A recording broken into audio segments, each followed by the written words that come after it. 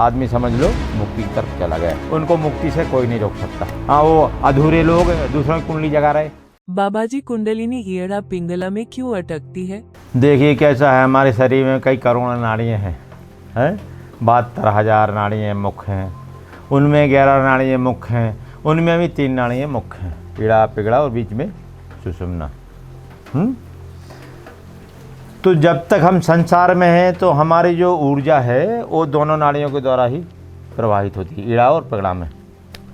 जब तक इनमें ऊर्जा प्रवाहित होती रहेगी तब तक हमारा मन संसार में ही अटका रहेगा, मतलब हम संसार में ही क्रियाकलाप करते रहेंगे। इसको अटकना बोल सकते। कई का जीवन इसी में निकल जाता, ईड़ा पिगड़ा में ही ऊर्जा का प्रवाह होता रहता। खूब प्राणायाम कर रहे लेकिन ऊर्जा का प्रवाह बदलता नहीं। क्यों?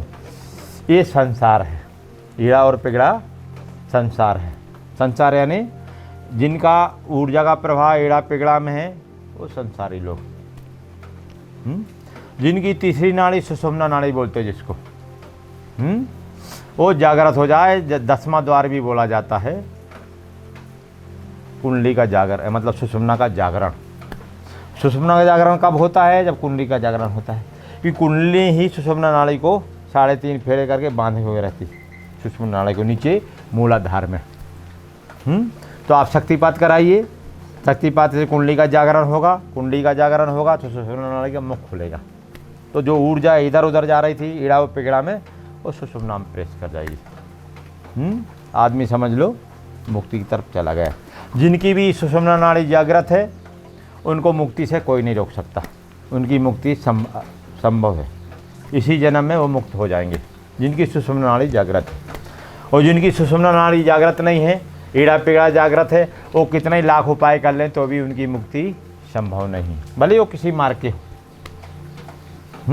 हाँ, अब भक्ति मार्ग वाले हैं तो भगवान का भजन का औचित्य उसमें ज़्यादा है, उसमें सुषुम्ना नाड़ी ईड़ा पिगड़ा का कोई लेना देना नहीं, लेकिन अंदर वो सब चलता रहता है।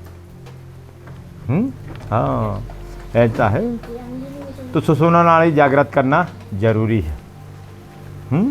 शक्तिपात होने से अपने आप वो जागृत सुषुम्ना नाड़ी का मुंह खुल जाता। कुंडली का पथ है वो, कुंडली का रास्ता कौन है? सुषुम्ना नाड़ी।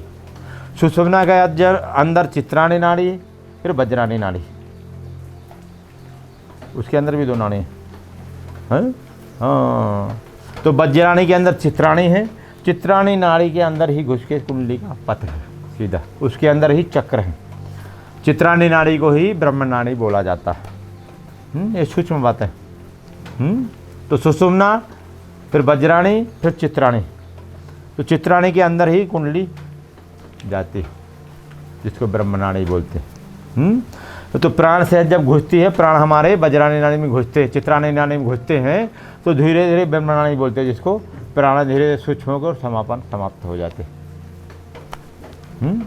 हाँ, इसलिए जिनका सुषुम्ना नाड़ी जगी हुई है उनके प्राण चलते नहीं, उनका पेट वेट कुछ हलता नहीं। करोड़ों आदमी में किसी एक की सुषुम्ना नाड़ी जागृत होगी। कितना? करोड़ों तो कम है, आदमियों की बात कर रहे हैं। साधु करोड़ों हो जाएं, उनमें किसी एक का सुषुम्ना का मुख खुला होगा। हाँ, ऐसा है। कुंडली तो सबकी बहुत लोगों की जगी, हजारों लोगों की जगी। हाँ, वो अधूरे लोग दूसरों की कुंडली जगा रहे, अचकचरे लोग। हाँ, फिर बोलेंगे हमको जो ज्ञान है वो हम दूसरों को दे रहे हैं। तुमको क्या ज्ञान है? तुम्हारा ज्ञान तुमको ही मुक्त नहीं कर सका तो दूसरों को कैसे मुक्त करेगा? लेकिन मन के चमचों के चक्कर में फंस के खुद की सत्यानाश कर रहे, दूसरों का भी कर रहे। हाँ, पूरा गुरु मिला नहीं, लिए अधूरी सीख। ऐसा है। तो जब तक सुषुम्ना नहीं खुलती, जब तक ये ऊर्जा का प्रवाह ईड़ा पिगड़ा में ही रहता है और आदमी संसार के बंधन में ही रहता है। इसलिए किसी मार्ग हो, सबका सुषुम्ना का मुख खुलता ही है। अभी जितने लोग जुड़े हैं या जो नए लोग जुड़े हुए हैं या जुड़ने वाले हैं, अगर उनको कुछ आध्यात्मिक प्रश्न है, वीडियो में व्हाट्सएप नंबर आएगा, आप व्हाट्सएप पे पूछ सकते हैं।